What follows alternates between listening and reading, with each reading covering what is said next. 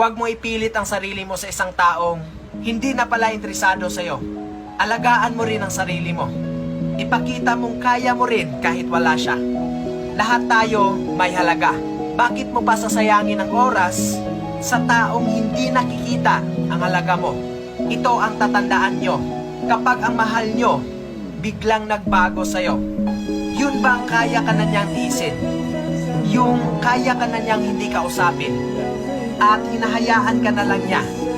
Asahan mo, meron na yang ibang pinagkakabalahan. Meron ng ibang nagpapasaya sa kanya. Kaya kanya natitiis. Huwag mo nang ulitin. Dahil kung totoong mahal ka niyan, kahit gaano pa siya kabisi, hindi kanya kayang tiisin.